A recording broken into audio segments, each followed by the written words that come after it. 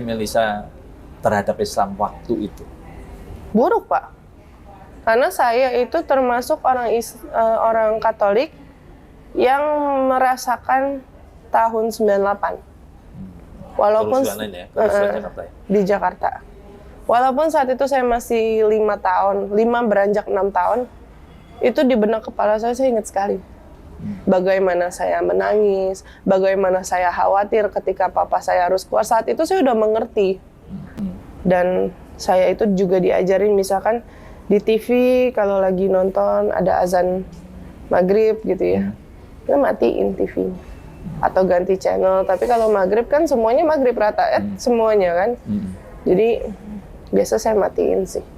Pekerja harus memakai topi Natal yang Santa Claus itu, pada bilang nggak boleh lah, apalagi nih kan. Saat itu saya sekitar umur 13 tahun itu saat perdebatan itu muncul di TV. Saya bukan orang yang suka nonton berita, Pak. Saya umur 13 tahun mah lagi main-main. Cuman ya namanya kita suka main ke kamar orang tua kan suka nonton berita gitu-gitu ya, Pak ya. Saya dengar kayak begitu, oh kok begitu sih? Cuman topi Santa Claus aja kok gitu kan. Karena saya suka lihat papa saya setiap Idul Fitri dia ngucapin gitu. Dia memberikan sangon juga gitu-gitu kan ke pegawainya. Jadi saya nganggep kok lebay amat sih. Kita aja sama lebaran baik kok, mereka sama Natal begitu. Akhirnya saya bilangnya juga nggak ngomong, "Pah, Ma, saya udah masuk Islam," gitu, enggak. "Pah, Ma, saya mau masuk Islam." Mau masuk Islam. Bilangnya gitu. "Pah, Ma, saya mau masuk Islam." Kaget nih. Oh, habis saya. Habis. Dipukul iya, ditendang iya. Ekonomi atau pekerjaan? Kalau orang tuh secara anak kecil saya memiliki hidup yang lumayan enak. Papa saya kerjaannya mempunyai usaha pensuplai sarang walet. Sarang walet. Oh, sarang walet. Sarang walet. Jadi beliau ekspor keluar Cina dan beliau juga jualan di sini juga di Indonesia, dan beliau juga pegang dunia perlautan, teri yang kecil-kecil pernah juga, rumput laut juga iya gitu. Jadi tergolong hidup saya alhamdulillah enak saat itu. Mama juga ya? Kalau mama ibu rumah tangga. Oh, malu enggak? Mama menikmati. Iya. Baik. Tapi mama memang menikmati dalam arti kata ikut papa dari susah gitu. Dari belum ada apa-apanya itu mama udah ikut papa. Kalau sekarang menikmati. Oh, dulu susah-susahan juga sama aja. Yang namanya rumah tangga ya, Pak ya. Ya. Selama perjalanan sebelum ke Islam gitu ya, sebelum terusik lah, sebelum dapat itu nyaman-nyaman saja ya kehidupan beragama? Nyaman, Pak, bahagia sekali. Karena saya merasa hidup saya mungkin di sekolahan, saya nggak terlalu aktif berteman. Saya anaknya lebih pendiam di sekolahan. Tapi setelah pulang sekolah itu saya lebih punya kegiatan. Saya suka sekali berteman dengan teman-teman gereja saya pas itu.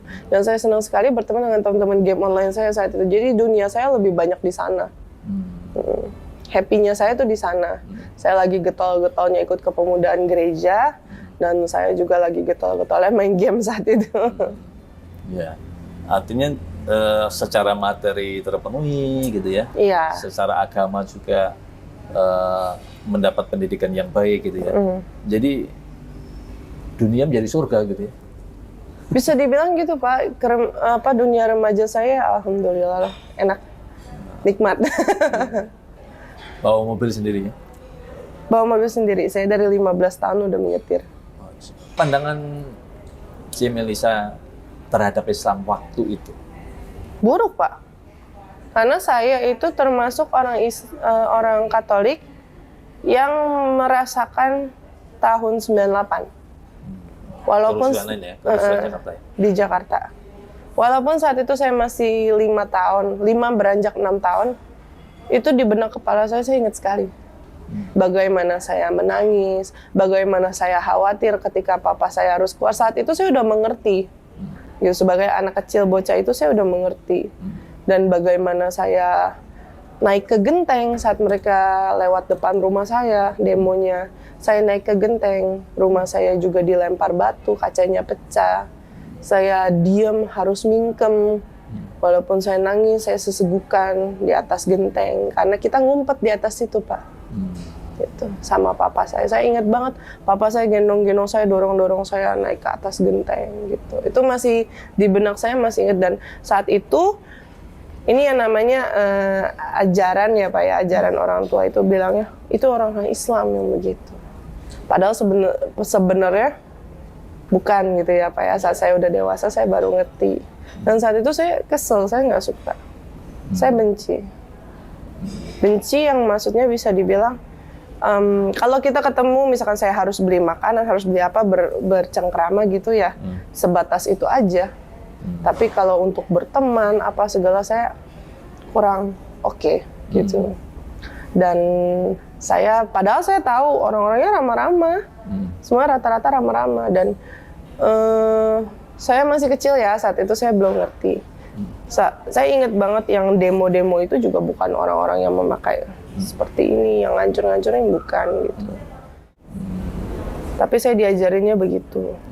Dan saya itu juga diajarin misalkan di TV kalau lagi nonton ada azan maghrib gitu ya, ya matiin TV atau ganti channel. Tapi kalau maghrib kan semuanya maghrib rata semuanya kan. Jadi biasa saya matiin sih. Iya. Padahal di sekolah teman-temannya Muslim ya, mayoritas? Enggak. Oh, Muslim. Saya sekolah internasional.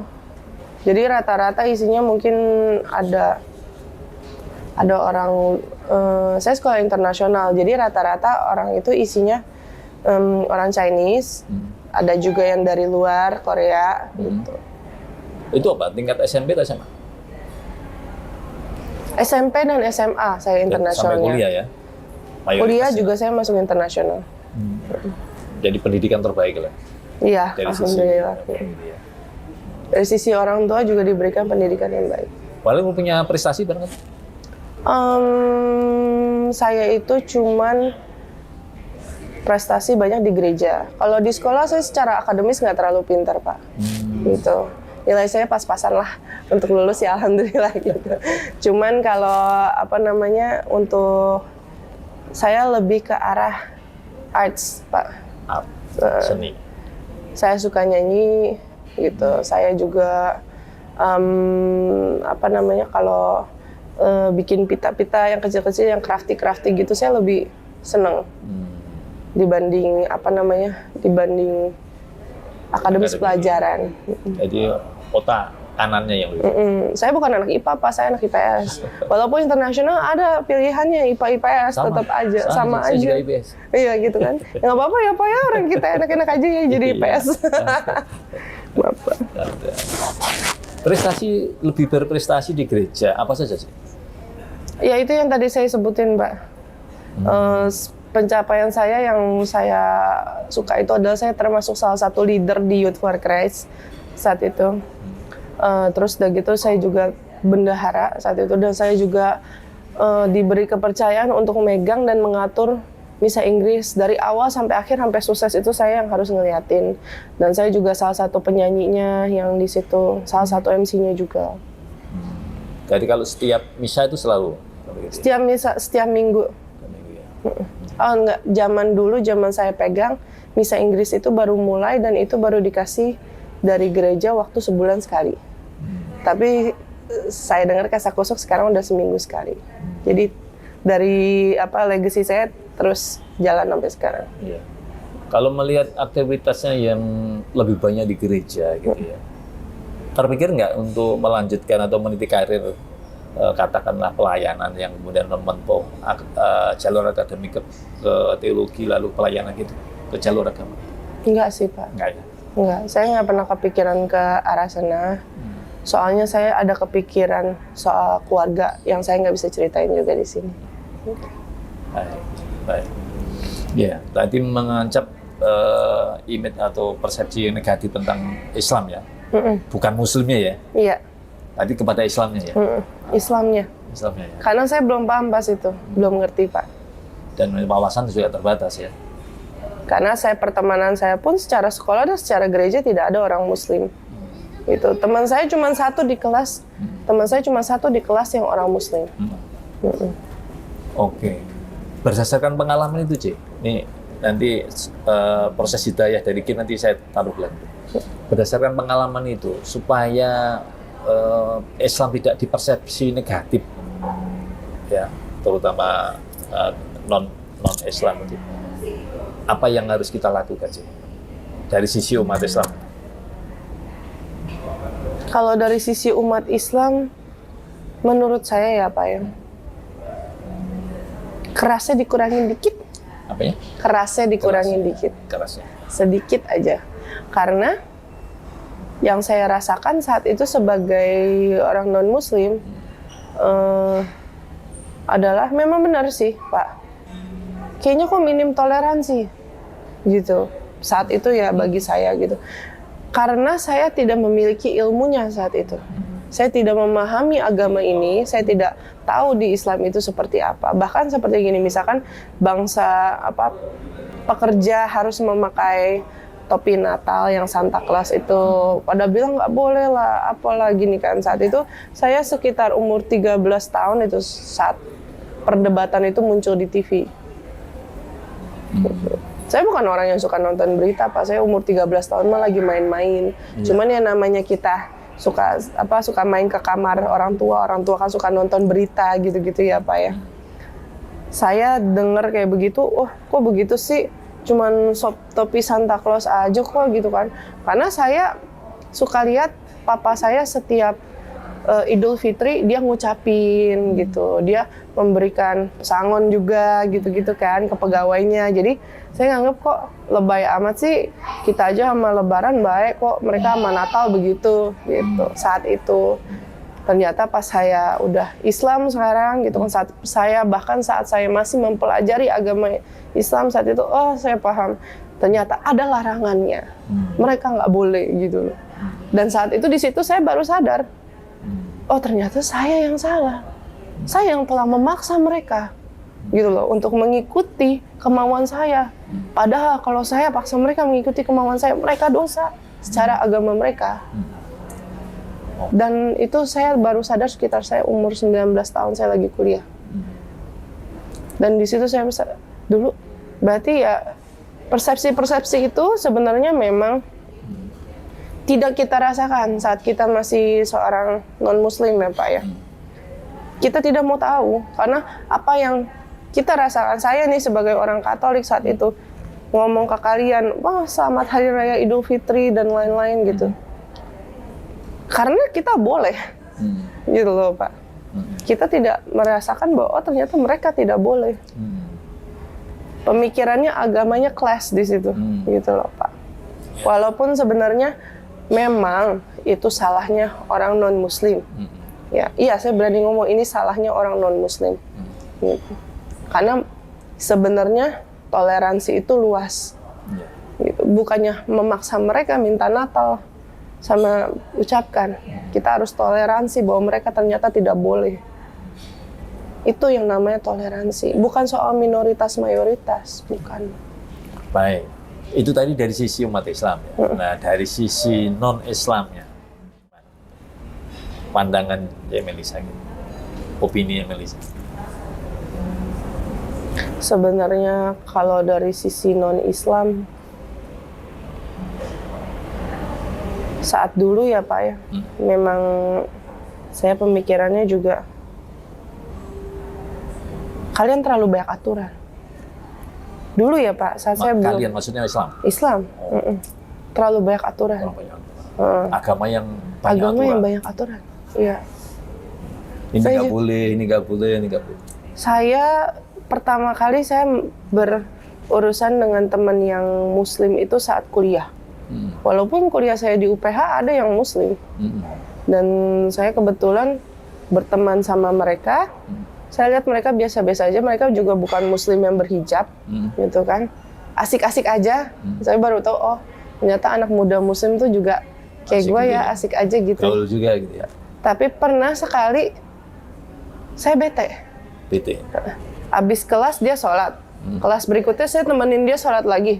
Abis itu yang terakhir kelas sore, pas pulang 5:30, saya pamit sama dia, bilang, iya gue ke musola dulu. Banyak bener sih, emang gitu. Gak capek apa lu gitu. Saya berdoa sehari sekali Pak. Mentok 2 kali, pagi sama malam, udah.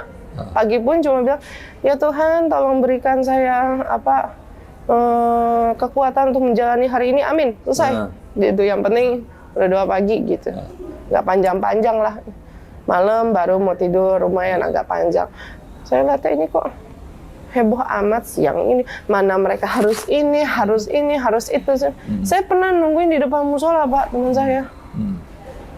Dia bilang, lu duduk aja dulu sini gitu kan. Ya udah, saya duduk di situ. Lama Pak, beneran. Saya bilang, buset dan orang sholat 15 menit. Memang gitu kan. Ngobrolnya kali di dalam, ngobrolnya di dalam musolanya. Preparasinya Pak, jadi kan kita kan nungguin dia dari awal dia wudhu Pak.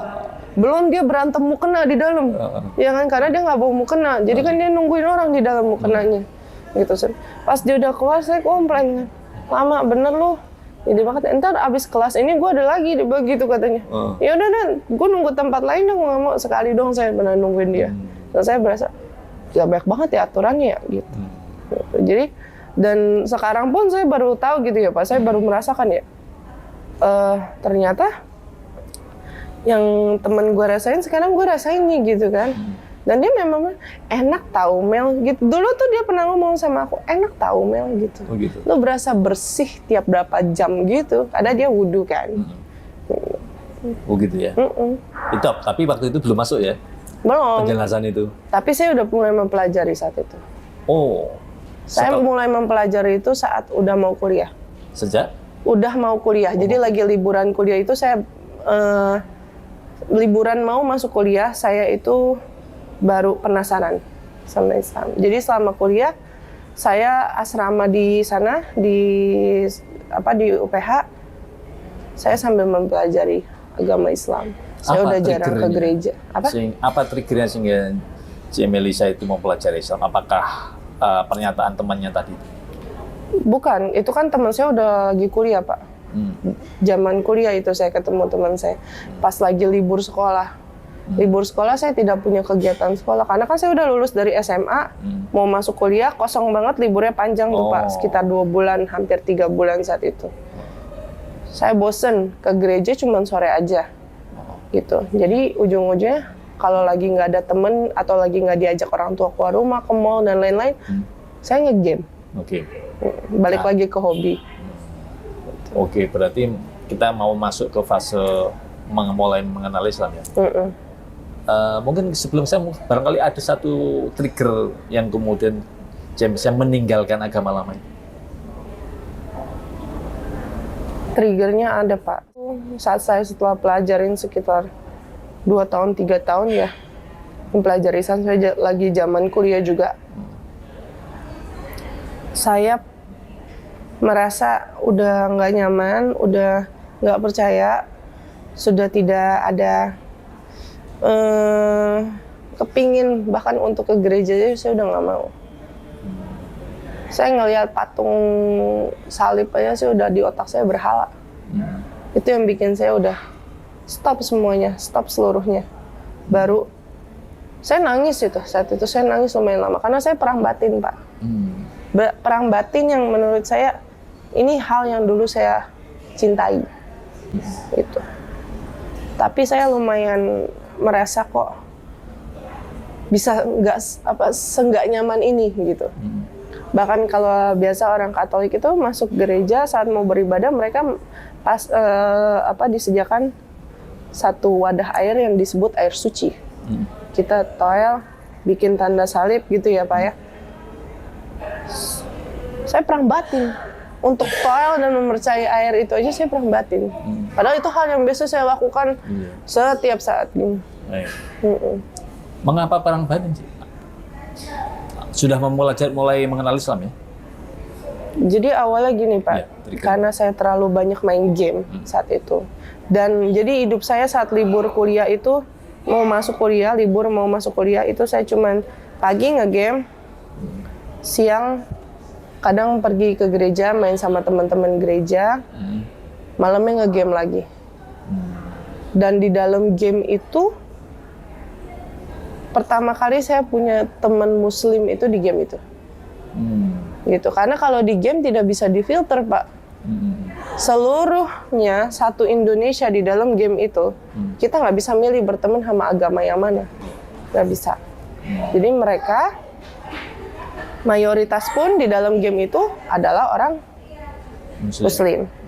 Gitu. Dan tidak membedakan ras, tidak membedakan suku, tidak membedakan agama di dalam situ. Kita bikin satu komunitas di dalam situ, dan komunitas itu yang sampai detik ini masih ada. Masya Allah. Dan saya masih terlibat di situ. Sampai detik ini, sampai sesolid itu gitu loh, Pak. Kalau orang-orang temen game itu. Itu yang saya kaget juga. Dan mereka itu memang, walaupun kita ketemu cuman di online, dan saat itu saya merasa, oh ini keluarga kedua saya. Yes.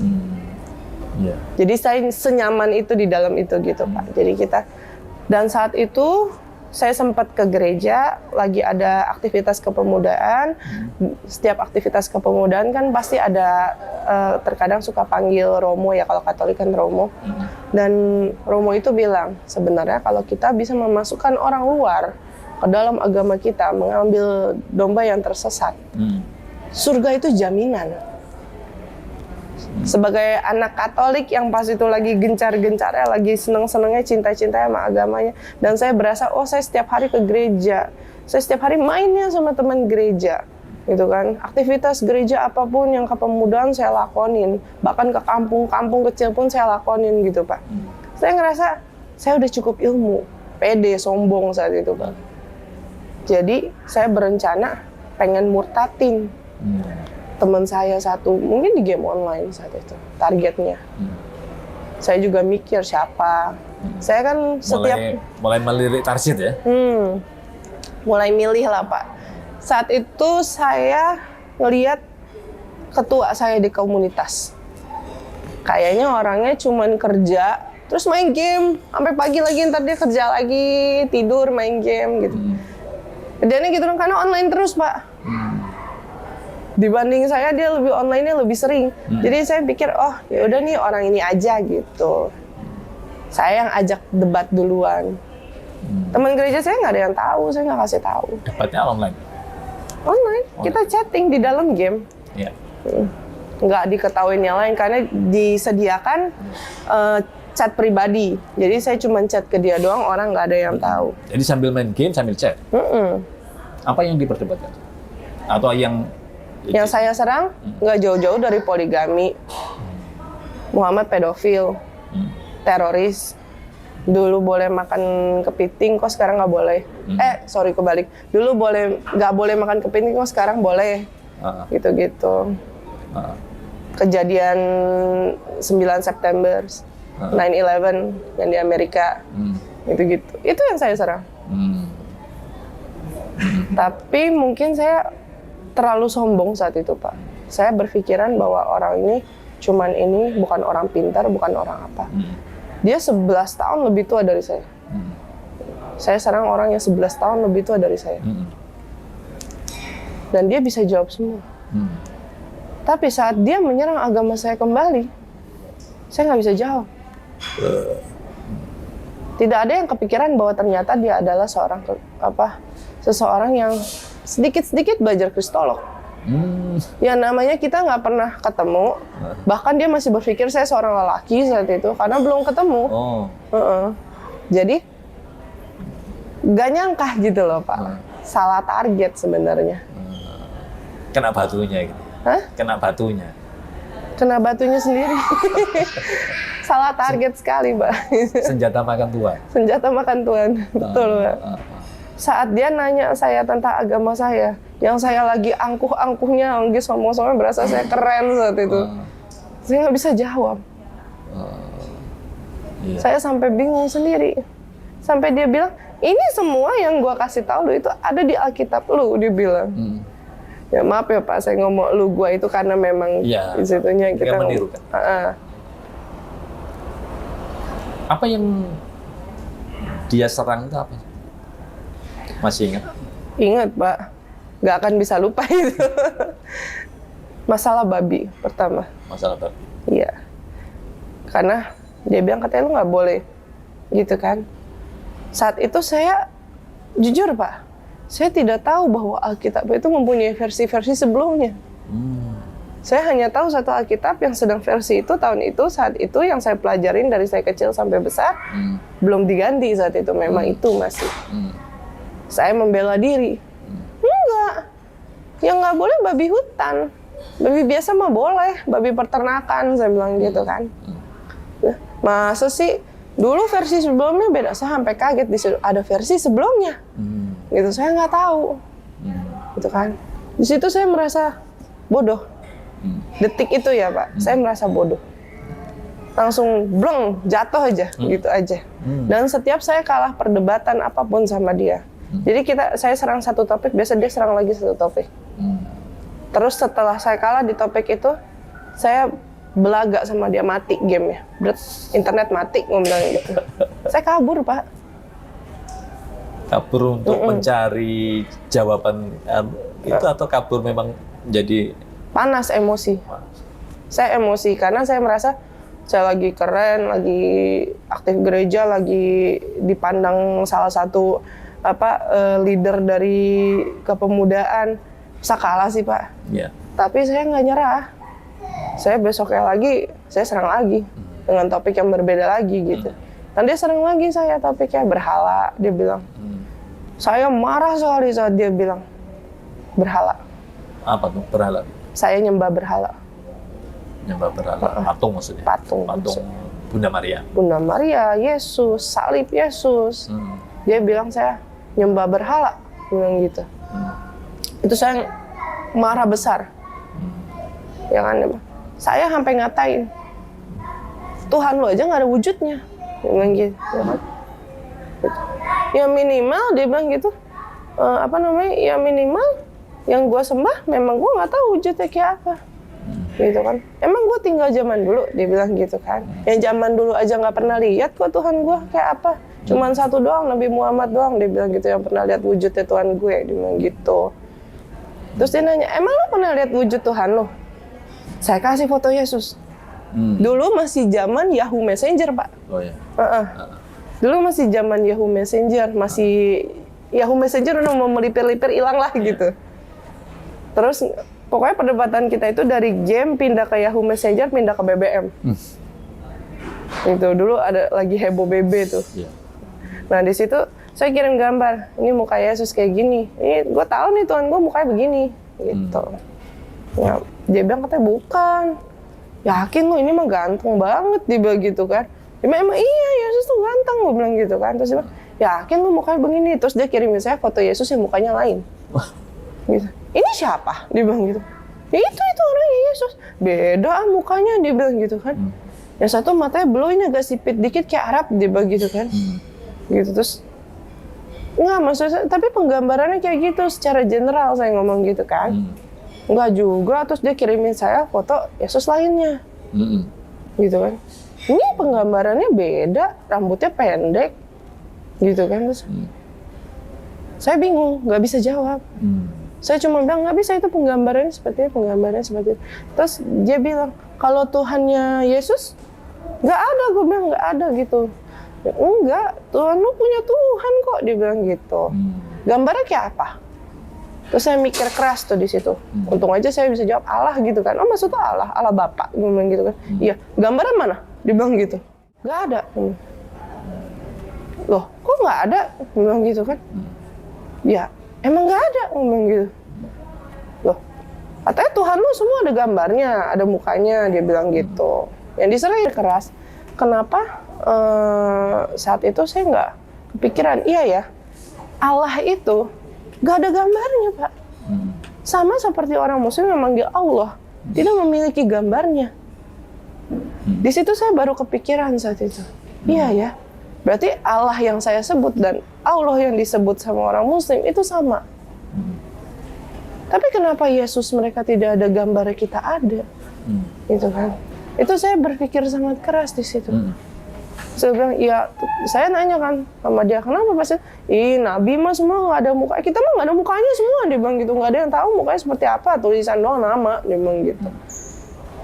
Soalnya nanti kalau lu nyembah yang lain, berhala. Nah, saya marah di situ, Pak. Saya tambah marah, tambah ngamuk, sampai dia keluarin saya ayat di Alkitab. Saya lupa ayatnya apa. Maksudnya nomor persis ya. Tapi saya ingat isinya, menyatakan bahwa dilarang keras untuk menyembah sesuatu yang menyerupai Allah. Menyerupai Allah. Menyerupai Allah, bukan Yesus ya, Allah. Dilarang keras menyerupai Allah. Gitu. Apalagi menyerupai Yesus yang notabene-nya saat itu dalam Katolik saya pelajari itu anaknya Allah. Ya kan sama aja gitu loh, Pak. Jangan melakukan sesembahan ataupun apapun yang menyerupai patung apa-apa segala. Menyerupai, kata menyerupai itu yang bikin saya, iya ya, ini nggak persis mukanya begini. Ya. Nggak ada yang bisa jamin, sampai detik ini tidak ada yang bisa jamin bahwa Yesus persis mukanya seperti itu. Yeah. Bahkan ada yang bilang katanya udah saintis yang bikin dengan teknologi sekarang, dengan kafannya Yesus apa segala, oh mukanya kira-kira seperti ini. Itu hanya kira-kira, nggak bisa persis kayak seperti zaman dulu. Di situ saya baru ngerti, aduh, ini saya salah gitu. Perdebatan itu udah lama. Itu perdebatan akhir saya sama dia tentang berhala. Itu sekitar 6 bulan saya mulai kuliah.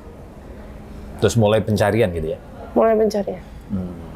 Saya nge-game mulai berkurang, saya ke gereja mulai berkurang, dan dia pun akhirnya capek debat sama saya, Pak. Gitu. Sampai itu 6 bulan ya? Apa? Debat itu selama 6 bulan? 6 bulan.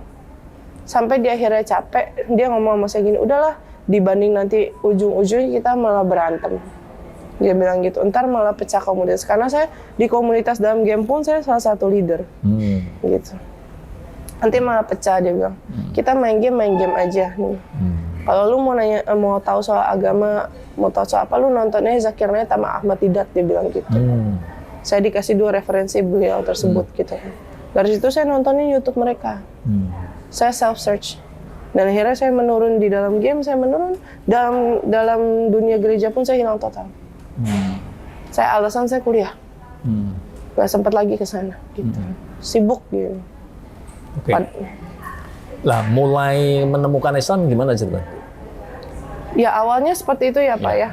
Transisi saya dari sana, akhirnya saya yang bikin saya mantap banget kali ya Pak ya. Mantap mulai menemukan Islam dan yakin saya mau masuk Islam itu karena saat kuliah mungkin mama saya ngeh ya.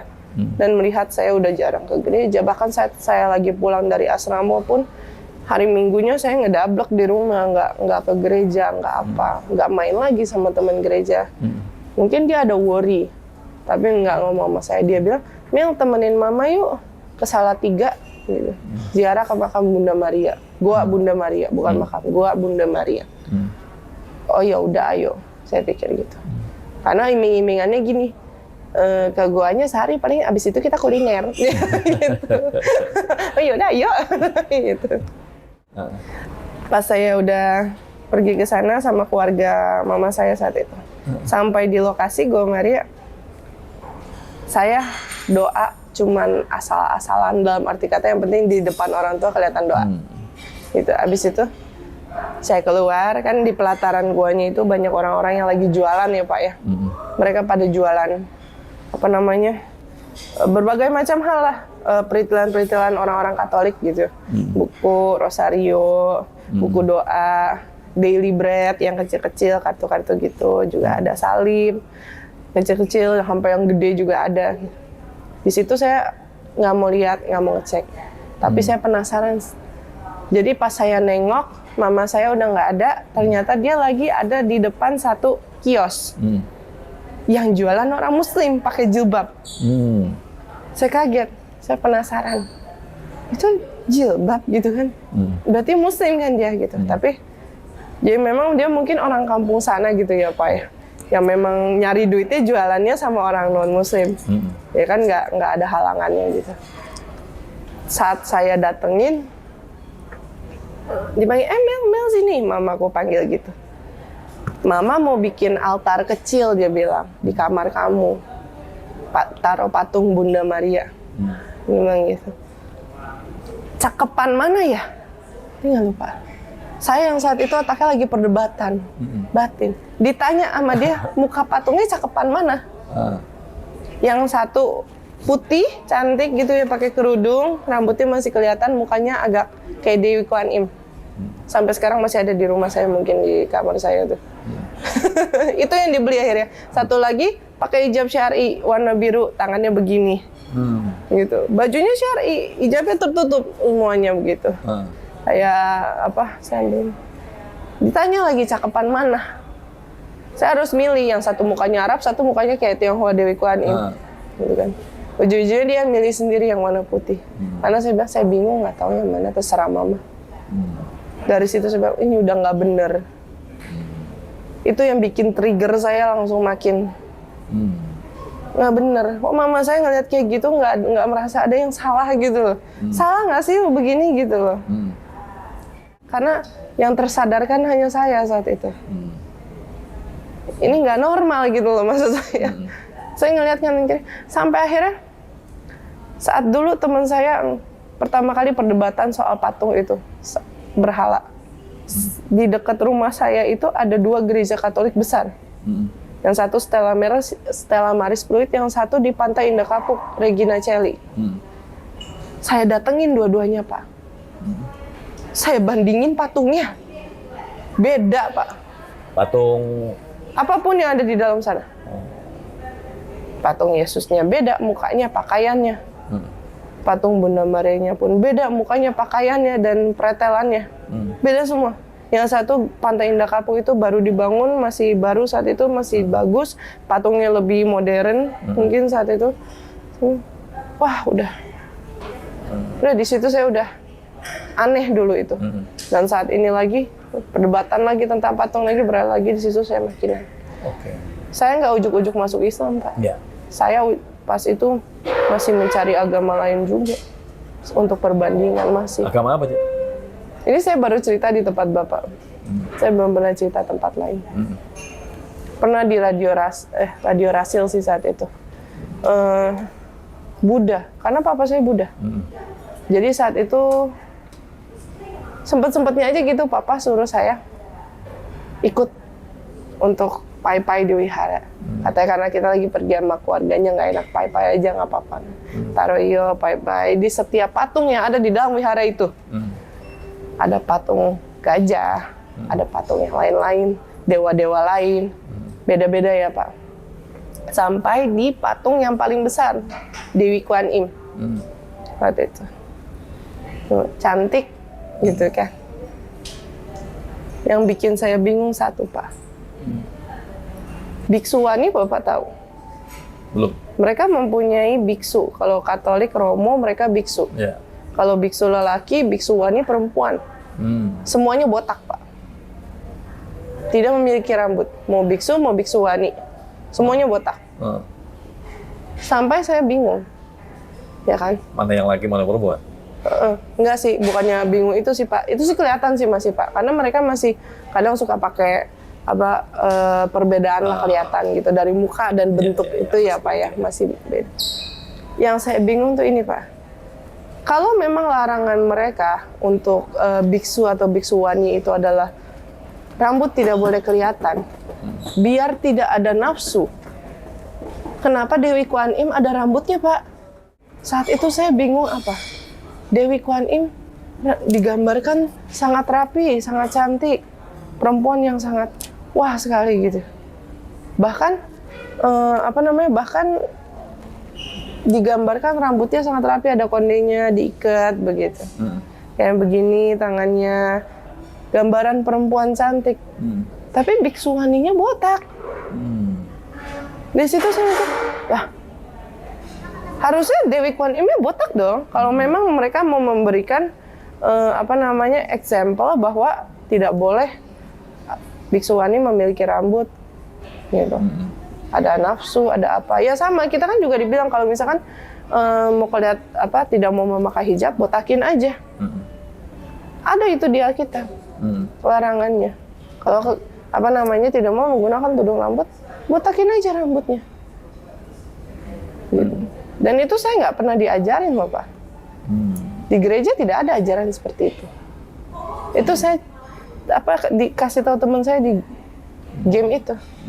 Baru saya tahu. Jadi selama ini saya belajar agama tahun ke tahun, per tahun materinya itu aja udah diatur sama gereja, diulang-ulang, ngomongin terus setiap minggu di gereja itu lagi.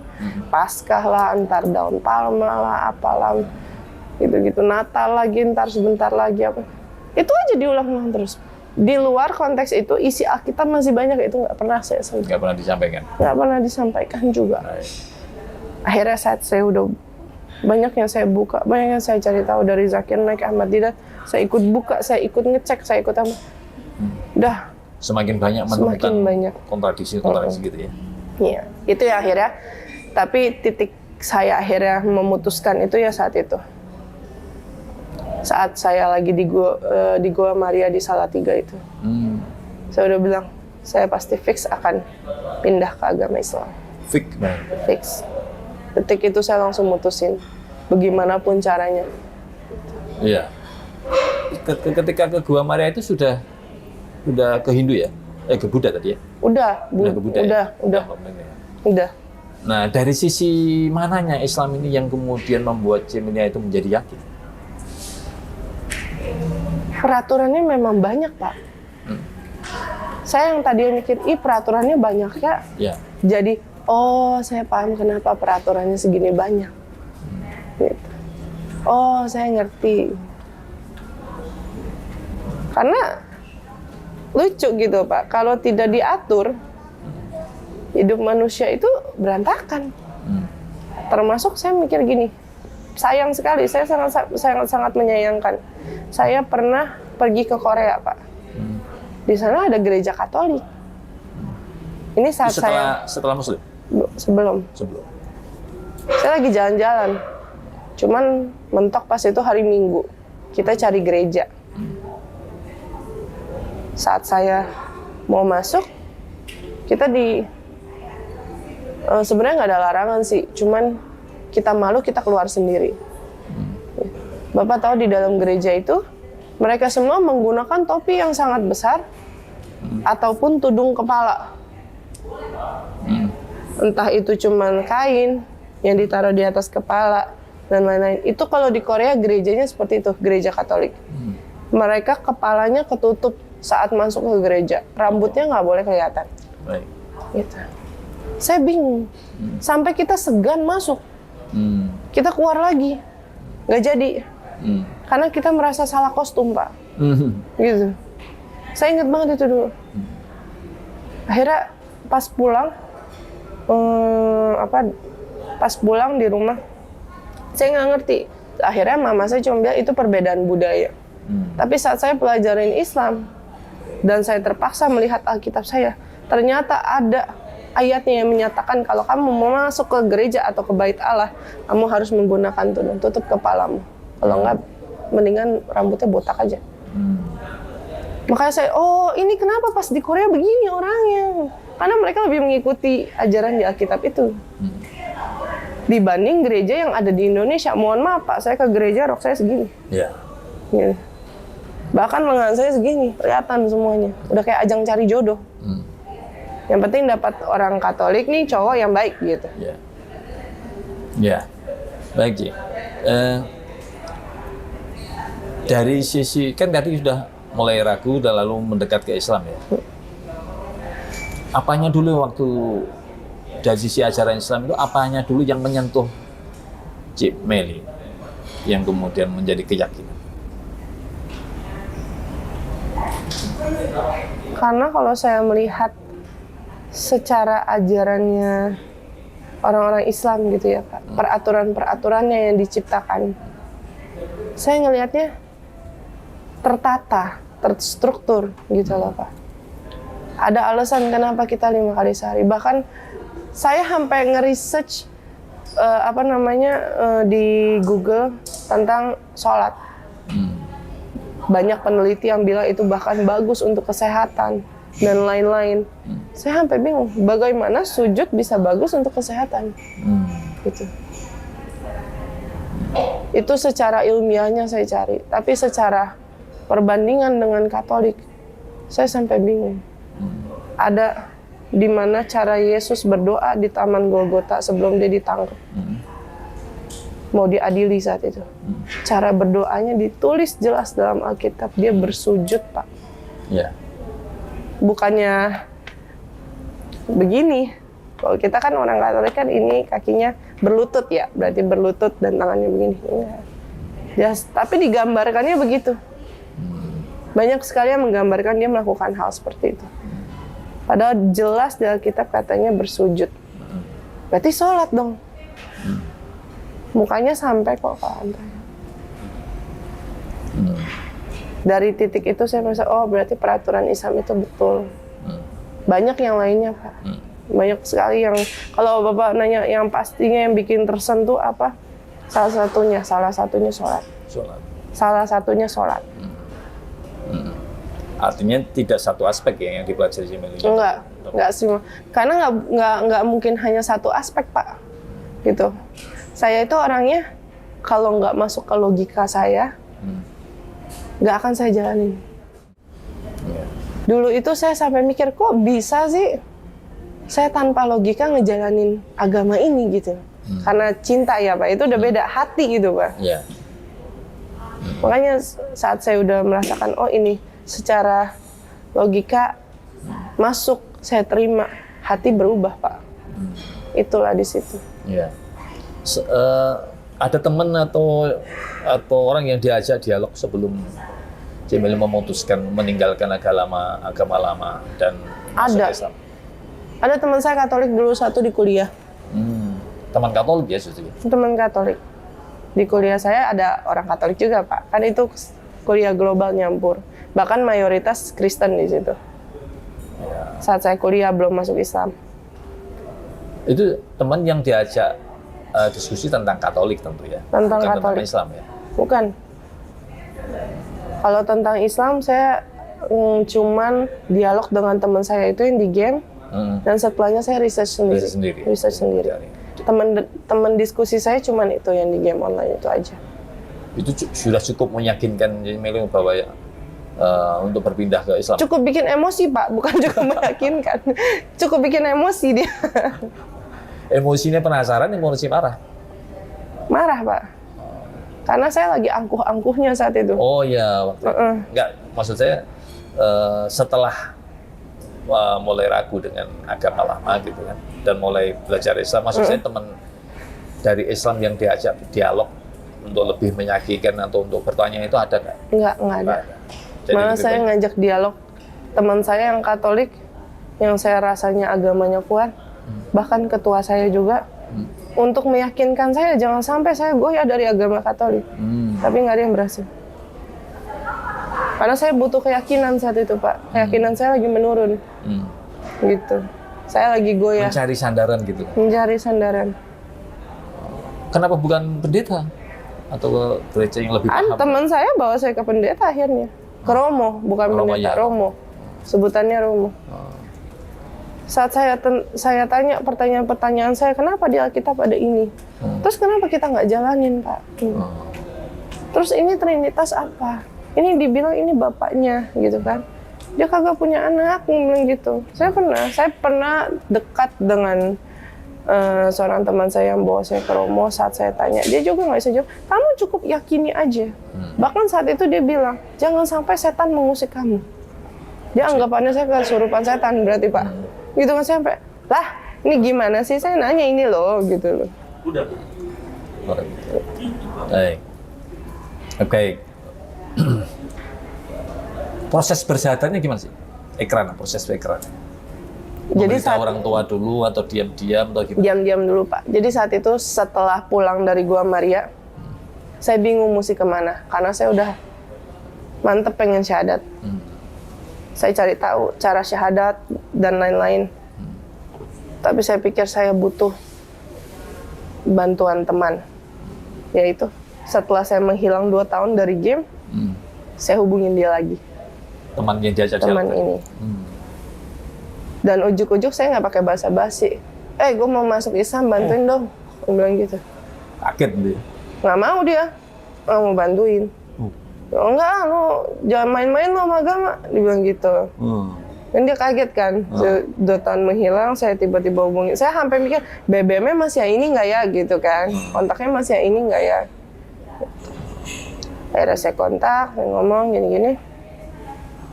Pindah ke WhatsApp. WhatsApp mulai naik tuh di situ. Saya ngotot sama dia. Gue nggak tahu caranya, lo tahu nggak? Ya. Dia bilang katanya, enggak kalau lu main-main sama agama, gue nggak mau ikut urusan. Dia bilang gitu. Ya udah, karena dia udah ngomong kayak gitu pun saya ya tidak memaksa ya Pak ya gitu. Saya cuma bilang, ya minimal gue tanya dia emang benar kalau di internet bilangnya gue cuma cukup ngucapin ini aja gitu kan. Udah Islam tuh gue bilang gitu kan. Terus dia bilang, udah lu nggak usah main-main lah, lu pikirin dulu, dia bilang gitu. Ya udah, karena dia ngomong kayak gitu, saya mencari cara lain. Selama 2 hari saya bingung juga mesti kemana. Tau-tau dia hubungin saya lagi. Dia bilang katanya, lu mesti syahadat di masjid diituin orang gitu, katanya disaksiin orang. Ini ada masjid dekat rumah gue, orang tua gue bilang bisa. Dia bilang gitu. Ternyata dia tanya sama orang tuanya atau apa gitu saat itu. Akhirnya saya ke sana, saya syahadat di Masjid Raya Bintaro Jaya saat itu. Pada Pertama kali Desember 2015. Saya diam-diam, saya syahadat ke sana, dibantu sama mereka, dapat sertifikat dan lain-lain. Tapi saya belum bisa bilang ke orang tua, belum bisa sama sekali. Jadi saya jalanin kehidupan dulu di rumah sebagai seorang Muslim di keluarga Katolik yang diam-diam. Akhirnya saya bilang dalam hati gitu ya Pak ya, sulit. Mau sholat susah, mau nggak makan babi susah. Terus acara keluarga harus ngumpul datang, harus pergi ke gereja dan lain-lain. Itu semua menjadi apa ya? Menjadi saya ngerasa, aduh kok sulit sekali gitu ngejalaninnya. Akhirnya ya udahlah, saya pikir kan toh lama-kelamaan juga mereka akan tahu gitu kan, pasti kan. Jadi Januari itu sebulan saya ngejalanin, dari Desember sampai Januari saya nggak tahan. Susah Pak, susah sekali. Akhirnya saya bilangnya juga nggak ngomong, Pak Mas saya udah masuk Islam gitu, enggak. Pak Mas saya mau masuk Islam, bilangnya gitu. Pak Mas saya mau masuk Islam. kaget nih. Habis saya, dipukul iya, ditendang iya, dibawa diseret ke gereja iya, semuanya udah dilakuin. Kena hantaman fisik ya saya pikir wajar lah, orang tua kecewa gitu kan. Bahkan sampai mama saya bilang, mendingan kamu masuk Buddha, dia bilang gitu, daripada kamu masuk Islam. Ya, ini kan bukannya masalah mendingan, ya kan, ini kan masalah kita percaya yang mana. Saat itu orang tua nggak percaya dan mereka masih berusaha. Saya bahkan sampai dikekep di kamar mereka, saya tidur di kamar mereka biar dipantau. Nggak boleh keluar? Boleh keluar sehari-hari, boleh keluar. Saya sampai diberikan mobil 1. Kan sudah punya mobil tadi? HRV lagi keluar pas itu, baru-barunya inden. Sebelumnya sudah punya mobil? Udah punya, tapi diimingin mobil yang lebih bagus lah Pak. Gitu. HRV saat itu baru inden tuh, lagi naik-naiknya. Saya ingat banget saya udah dipesenin 1 gitu. Dan saya di situ langsung kayak, ini sogokan apa gimana sih? Walaupun omongannya nggak kayak gitu ya Pak ya, nggak ke arah sana gitu. Tapi mereka mantau, sampai ke gereja aja masih harus gitu. Diajak paksa ya? Diajak paksa. Akhirnya saya minta tolong teman saya itu lagi. Terus dia cari tahu. Teman yang tadi juga ya? Temen yang tadi juga. Akhirnya dia cari tahu, dia bilang mualaf center deh, gitu katanya. Lu ke mualaf center aja lah, gitu. Saya komunikasi saat itu sama Kohani Kristianto. Kohani Kristianto. Saya komunikasi, dia bilang nggak bisa, ini lu harus keluar rumah, dia bilang gitu. Akhirnya diaturin sama beliau gimana keluar rumah apa segala. Saya kabur dari rumah. Saya yang kabur dari rumah. Saya yang keluar, saya yang kabur. Panas tuh. Kohani disamperin sama orang tua saya. Teman saya disamperin bawa Ambon 2. Bapak saya sama emak saya. Gitu. Karena mereka bukan orang yang kekurangan uang untuk sewa-sewa gituan, Pak, saat itu. Dan itu heboh. Saat itu heboh. Sampai akhirnya Kohani bilang, udah nggak bisa, ini lo harus syahadat lagi deh, gitu. Karena lo ngakunya mau masuk Islam, gitu. Ntar itu dipakai sama dia buat nyerang, dia bilang gitu. Akhirnya saya syahadat ulang di Azikro Sentul. Azikro Sentul. Saat almarhum masih ada. Jadi saya syahadat sama almarhum. Saat hari saya syahadat, orang tua saya datang. Papa saya pikirannya mungkin saat itu masjid kecil, nggak terlalu banyak orang, dia pengen ngambil saya pulang saat itu. Tapi di setting sama Kohani, saya syahadat saat zikir akbar. Itu ratusan ribu umat muslim ada di situ. Papa saya kejebak. Akhirnya mau nggak mau duduk di mimbar sama Ustadz Arifin saat itu.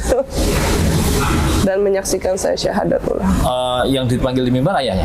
Papa saya. Oh gitu? Diajak duduk sama Ustadz Arifin saat itu. Di mimbar. Apa mau nggak mau. Karena dia nggak bisa berkutik segitu banyak manusia, Bapak. Mama ikut? Mama ikut, tapi dia nggak mau masuk karena dipaksa pakai hijab. Oh. Karena di situ kan kawasan syar'i. Mama nggak mau, bahkan untuk pakai kerudung pun nggak mau. Tapi kalau Papa kan boleh masuk gitu. Jadi pas itu Papa yang diutus untuk membawa saya pulang, nggak bisa apa-apa. Nah, saat saya udah disyahadatin, mama saya marah-marah sama papa saya. Gimana sih? Kok malah disyahadatin, malah di apa gitu. Jadi kan dia juga mikirnya gimana ngambilnya segini banyak orang. Tapi saya dipertemukan sama orang tua saat itu.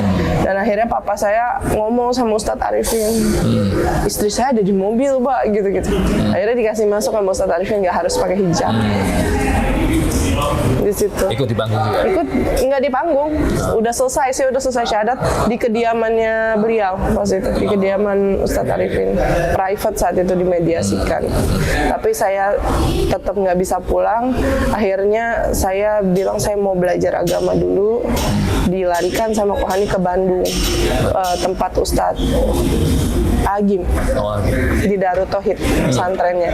Saya sebulan di situ. Sampai akhirnya Kohani bilang, lo harus ada imam, dia bilang gitu. Nggak bisa nguntang-nguntang. Karena saya saat di sana di Darut Tauhid saya disamperin banyak orang yang mau ta'aruf, yang mau apa gitu. Dia bilang katanya nggak bisa lu sendirian gitu perempuan. Udah, lagian lu udah umurnya juga, dia bilang. Kayak saya saat itu memutuskan untuk menikah. Suami yang sekarang ya? Dengan si gamer yang sekarang. Oh, jadinya si game tadi itu ya? Padahal saat itu akhirnya dengan si game tadi? Padahal saat itu dia sudah memiliki tunangan pas saya kenal dia. Saya nggak tahu dia batal gitu loh, Pak, nggak tahu. Sindu juga? Enggak, dia muslim dari lahir. Alhamdulillah sampai kemudian punya momongan nikah. Mungkin emang udah cara Allah kali bilang sama dia, lu yang mualafin dia ya jodohnya dia lu gitu. Tanggung jawabnya ya gitu. Karena saya nggak pernah berniat untuk menikahi dia sih, Pak. Dulu pun nggak suka gitu. Sebelum tidak ada rasa ya? Nggak ada lah, Pak. Dia 11 tahun lebih tua dari saya. Terakhir juga nggak ada rasa ya? Bapak tahu nggak? Dulu saya sebelum nikah sama dia, pas saya masih main game, saya sebut dia Om di dalam game. Beneran. Tapi ya kelebihnya karena lebih tua, lebih matang ya? Iya. Dan saya juga pikir gini, dibanding saya sama orang yang nggak saya kenal. Karena saat itu saya taruh banyak sekali. Bahkan ada yang berani minta saya jadi istri kedua. Istri pertamanya datang minta saya gitu. Tapi saya mikir kalau bisa nggak jadi istri kedua orang, kenapa nggak? Saya bukannya anti poligami, enggak. Saya terima poligami itu ada dalam Islam. Tidak bisa mengerjakan. Kalau ada pilihan jadi istri pertama orang, kenapa saya harus menjadi istri kedua orang gitu? Saya pemikirannya seperti itu. Tapi ketemu pertama kali dengan si gamer tadi waktu syahadat tadi ya? Enggak. Oh, sebelumnya ketemu? Sebelumnya udah pernah ketemu. Jadi selama saya debat itu, dia berpikir bahwa saya adalah seorang lelaki. Tapi setelah itu dari game online-nya karena game online itu laku sekali, dia bikin perkumpulan khusus untuk gamer-gamer ini di Jakarta saat itu di Mall Ciputra. Terakhir ini sih, gimana sih yang hubungannya dengan orang tua sekarang? Masih nggak diterima, Pak? Belum diterima. Belum diterima ya? Belum. Makanya saya bilang masih belum diterima. Iya. Gitu. Baik. Tapi saya juga nggak mau memaksakan. Iya. Tapi tetap menjadi anak yang baik ya. Saya usahakan. Karena sekarang kan sampai detik ini kontak semua kan di blok. Jadi kita doakan penonton sekalian. Amin. Amin. CC Melisa dikuatkan keimanan dan keislamannya, dan mudah-mudahan Allah menurunkan hidayah kepada orang tua. Amin, amin ya robbal alamin. Bukan sesuatu yang sulit buat Allah untuk membalik. Amin. Betul. Masya Allah. Terima kasih CC Melisa. Ya, sama-sama. Bermanfaat bagi kita semua. Amin, amin ya robbal alamin. Assalamualaikum warahmatullahi wabarakatuh. Waalaikumsalam warahmatullahi wabarakatuh.